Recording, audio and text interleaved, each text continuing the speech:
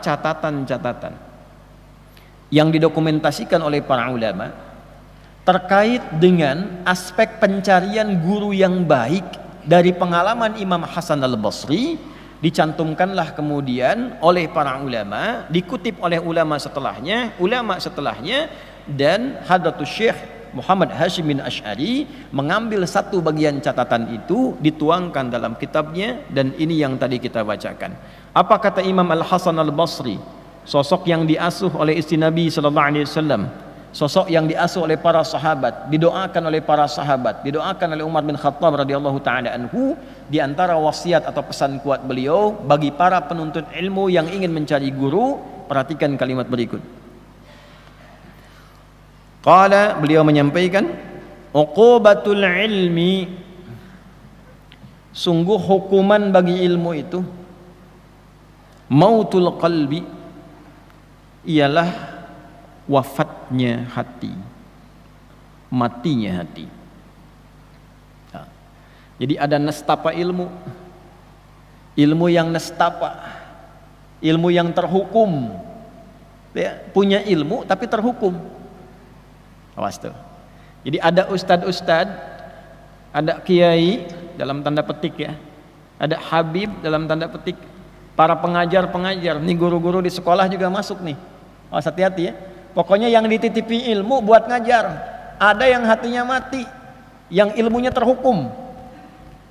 Dia punya ilmu, ngajar, tapi hatinya mati, ilmunya terhukum.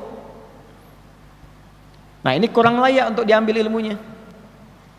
Kurang layak untuk diambil ilmunya. Apa yang dimaksud dengan matinya qalbu itu sehingga ilmunya terhukum? Faqila lahu ma mautul qalbi, maka dikatakan pada beliau, ditanyakan, apa yang dimaksud dengan matinya hati dari seorang pengajar ilmu itu? Qala, beliau menjawab, talabud dunya bi'amalil akhirah. Talabud dunya, yaitu kondisi hati yang menuntut dunia, bi'amalil akhirah, dengan menampakkan amalan akhirat. Yaitu munculnya ustad-ustad, guru-guru, para kiai, dalam tanda petik ya, saya kasih petikan itu karena nama ini sejatinya tidak layak dengan apa yang disampaikan dalam keterangan ini ya.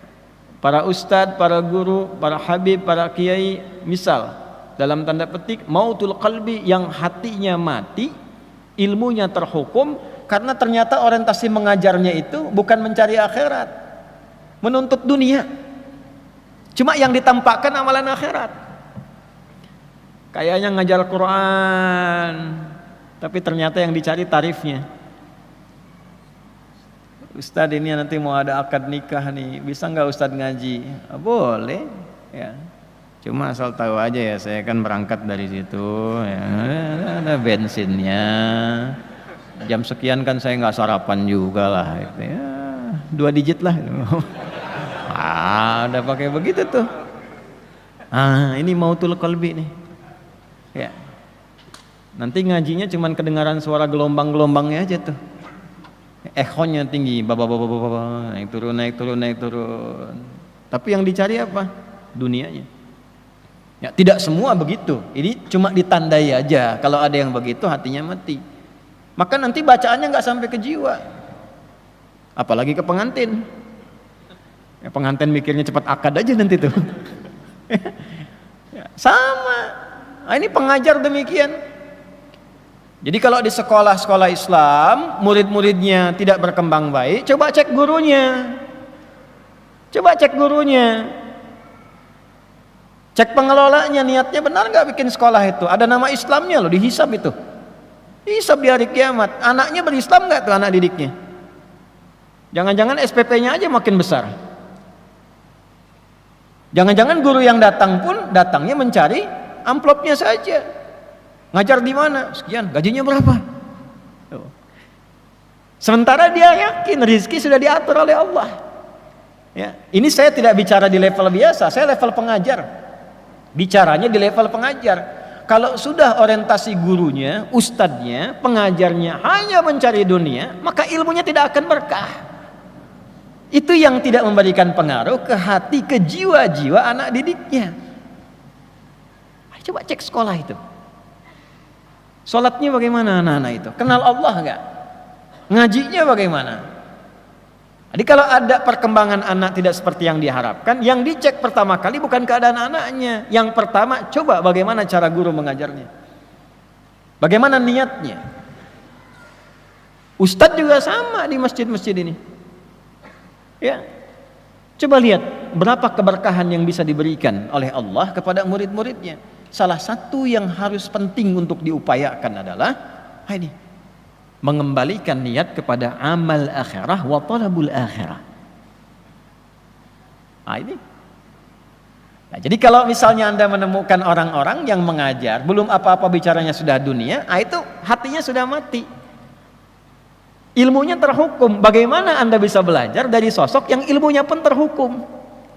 Hatinya mati. Tapi yang ditampilkan tuh performancenya seperti akhirat. Pakaiannya pakaian akhirat, bicaranya tentang akhirat. Padahal di hatinya pencarian dunia. Nah, inilah yang diingatkan tadi dari imam kita saat bacaan di Asy-Syu'ara tadi, ayat 128 sampai 145 tadi. Allah. Ya. Idz qala lahum akhuhum salihun ala tattaqun. Ya. Sampai ke kalimat yang sangat indah sekali. Wa ma as'alukum alaihi min ajrin in ajriya illa ala rabbil alamin. Itu manhajnya para nabi, para rasul. Aku kalau ngajar, acuan utamaku tuh bukan upah, bukan honor, bukan gaji dari kalian. Karena honorku sudah ditetapkan oleh Allah, gajiku sudah diatur oleh Allah. Yang ditugaskan kepadaku hanya menyampaikan. Fadzakir innama anta mudzakir.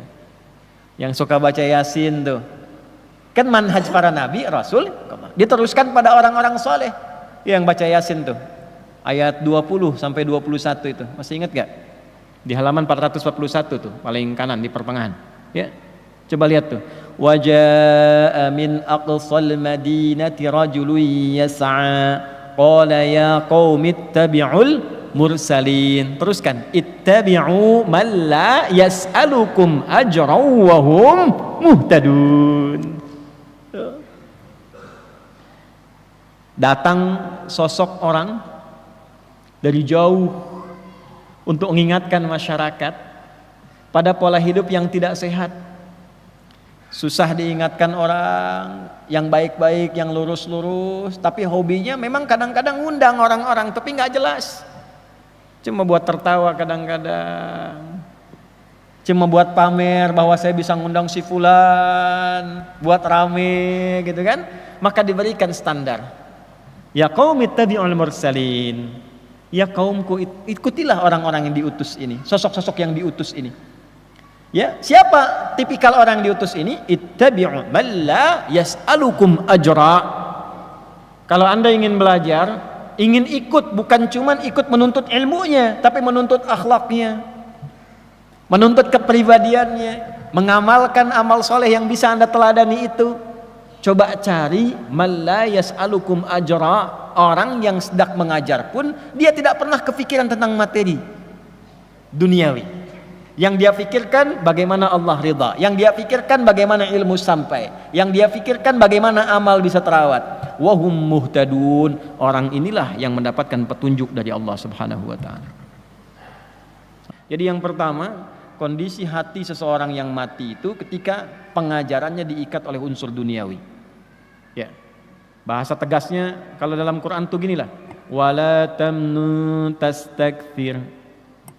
Jangan engkau berusaha memberi orang lain dengan pengajaranmu, dengan ilmu yang Allah titipkan padamu, dengan berharap kompensasi dunia yang dinilai olehmu lebih banyak.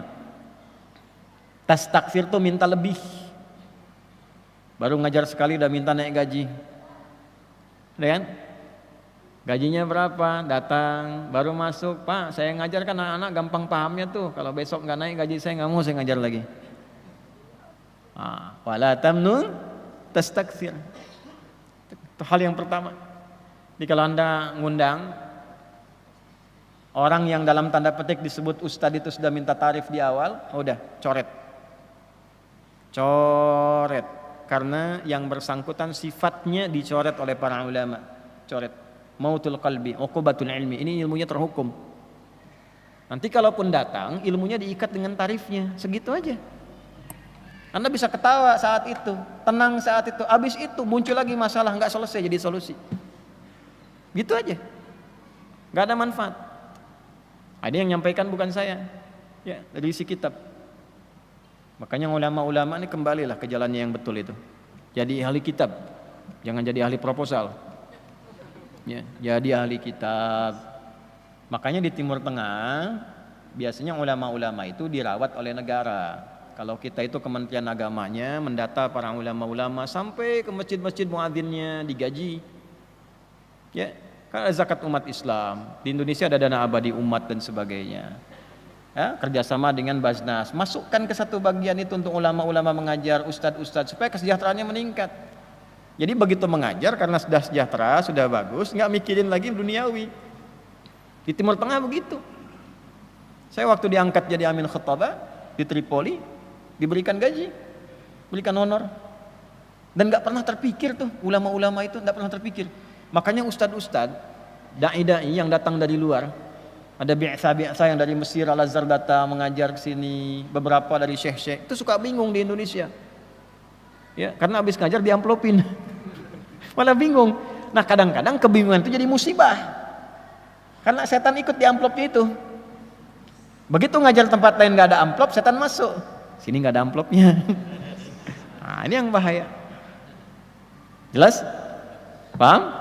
Nah, yang kedua sebagai bagian dari akhir penutup adalah thalabul jah, mencari popularitas. Nah, ini diingatkan di dalam surah yang sangat disukai dan jadi favorit Nabi sallallahu alaihi wasallam. Fadzakir innama anta mudzakir lasta alaihim bimusaitir. Di surah Al-Ghasyiyah, pasangan Al-A'la biasa dibacakan dalam subuhnya Nabi sallallahu alaihi wasallam selain surat-surat yang beliau biasa baca di lainnya. Ya, salah satunya ini Al-Ghasyiyah. Nabi selalu mengingatkan dirinya dengan surat ini. Muhammad, ingatkan orang, tugasmu hanya untuk mengingatkan, bukan menguasai orang lain. Bukan memonopoli sesuatu. Ustadz juga sama, Nabi aja diingatkan apalagi Ustadz. Adi, tugasmu hanya menyampaikan, bukan monopoli jamaah, memaksa jamaah. Jangan ngaji sama orang ya. Itu sama siapa Ustadz? Sama jin. Oh enggak, ngajinya di sini aja. Enggak boleh. Silahkan lepaskan. Ya.